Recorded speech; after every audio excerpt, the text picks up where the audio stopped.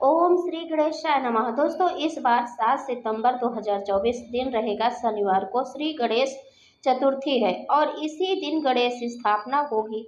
इस दिन को गणेश जयंती के रूप में भी मनाया जाता है, लेकिन यदि धार्मिक पुराणों की माने तो भाद्रपद मास की शुक्ल पक्ष की चतुर्थी के दिन चतुर्थी तिथि शुरू होने से लेकर खत्म होने तक चंद्रमा का दर्शन नहीं करना चाहिए। और यदि भूल से भी गणेश चतुर्थी के दिन चंद्रमा के दर्शन हो जाएं, तो मिथ्या दोष से बचाव के लिए यह कथा पढ़नी या सुननी चाहिए।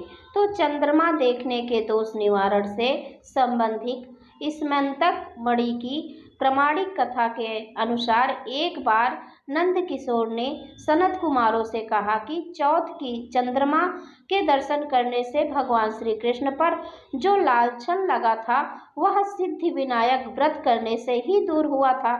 ऐसा सुनकर सनत कुमारों को आश्चर्य हुआ। उन्होंने पूर्ण ब्रह्मा श्री कृष्ण को कलंक लगने की कथा पूछी तो नंद किशोर ने बताया, एक बार जरासंध के भय से श्री कृष्ण समुद्र के मध्य नगरी बसाकर रहने लगे। इसी नगरी का नाम आजकल द्वारिकापुरी है। द्वारकापुरी में निवास करने वाले सत्राजित यादव ने सूर्य नारायण की आराधना की। तब भगवान सूर्य ने उसे नित्य 8 भार सोना देने वाली स्मंतक नामक मणि अपने गले से उतार कर दे दी। मणि पाकर सत्राजित यादव जब समाज में गया तो श्री कृष्ण ने उस मणि को प्राप्त करने की इच्छा व्यक्त की। सत्राजित ने वह मणि श्री कृष्ण को न देकर अपने भाई प्रसेनजित को दे दी। एक दिन प्रसेनजित घोड़े पर चढ़कर शिकार के लिए गया। वहां एक शेर ने उसे मार डाला और मणि ले ली। रीछों का राजा जामवंत उस सिंह को मारकर मणि लेकर गुफा में चला गया।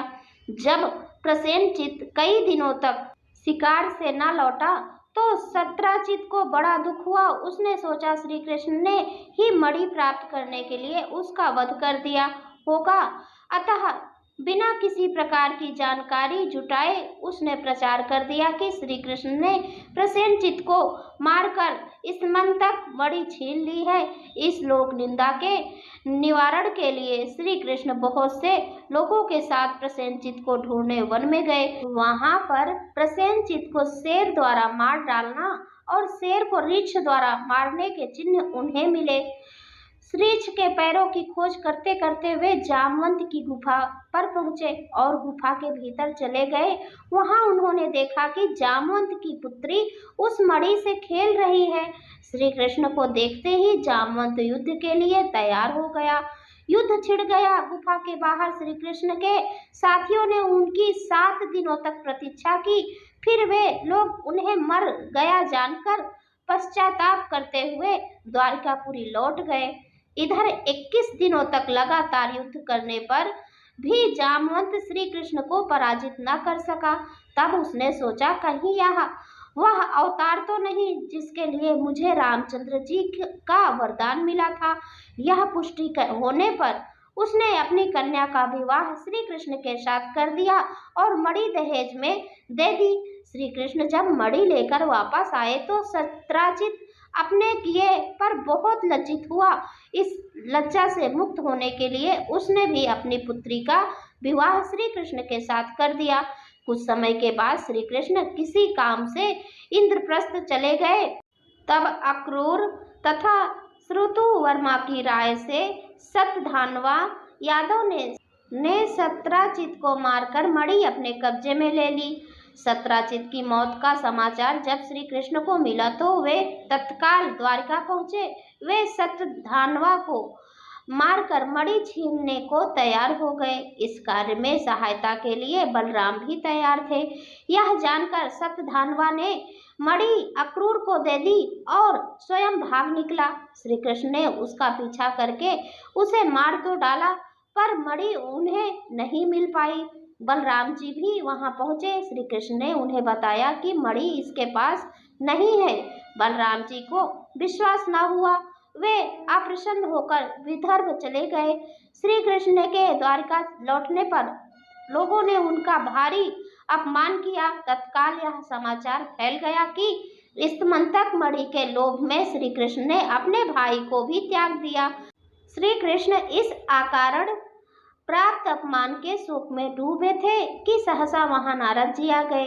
उन्होंने श्री कृष्ण जी को बताया, आपने भाद्रपद शुक्ल चतुर्थी के चंद्रमा का दर्शन किया था, इसी कारण आपको इस तरह लांछित होना पड़ा। श्री कृष्ण ने पूछा, चौथ के चंद्रमा को ऐसा क्या हो गया है जिसके कारण उसके दर्शन मात्र से मनुष्य कलंकित होता है। तब नारद जी बोले, एक बार ब्रह्मा जी ने चतुर्थी के दिन गणेश जी का व्रत किया था। गणेश जी ने प्रकट होकर वर मांगने को कहा तो उन्होंने मांगा कि मुझे सृष्टि की रचना करने का मोह न हो। गणेश जी जो ही तथास्तु कहकर चलने लगे, उनके विचित्र व्यक्तित्व को देखकर चंद्रमा ने उपहास किया। इस पर गणेश जी ने रुष्ट होकर चंद्रमा को श्राप दिया कि आज से कोई तुम्हारा मुख नहीं देखना चाहेगा। श्राप देकर गणेश जी अपने लोक चले गए। चंद्रमा मानसरोवर की कुमोदनियों में जा छिपा। चंद्रमा के बिना प्राणियों को बड़ा कष्ट हुआ। उनके कष्ट को देखकर ब्रह्मा जी की आज्ञा से सारे देवताओं के व्रत से प्रसन्न होकर गणेश जी ने वरदान दिया कि अब चंद्रमा श्राप से मुक्त हो जाएगा। पर भाद्र शुक्ल पक्ष को जो भी चंद्रमा के दर्शन करेगा उसे चोरी आदि का झूठा लांछन जरूर लगेगा, किंतु जो मनुष्य प्रत्येक तृतीया को दर्शन करता रहेगा वह इस लांछन से बच जाएगा। इस चतुर्थी को सिद्धि विनायक व्रत करने से सारे दोष छूट जाएंगे। यह सुनकर देवता अपने अपने स्थान को चले गए। इस प्रकार भाद्रपद शुक्ल पक्ष चतुर्थी को चंद्रमा का दर्शन करने से आपको यह कलंक लगा है। तब श्री कृष्ण ने कलंक से मुक्त होने के लिए यही व्रत किया था। कुरुक्षेत्र के युद्ध में युधिष्ठिर ने भगवान श्री कृष्ण से पूछा, भगवान, मनुष्य की मनोकामना सिद्धि का कौन सा उपाय है? किस प्रकार मनुष्य धन, पुत्र, सौभाग्य तथा विजय प्राप्त कर सकता है? यह सुनकर श्री कृष्ण ने उत्तर दिया, यदि तुम पार्वती पुत्र श्री गणेश का विधि पूर्वक पूजन करो तो निश्चय ही तुम्हें सब कुछ प्राप्त हो जाएगा। तब श्री कृष्ण की आज्ञा से ही युधिष्ठिर जी ने गणेश चतुर्थी का व्रत करके महाभारत का युद्ध जीता था।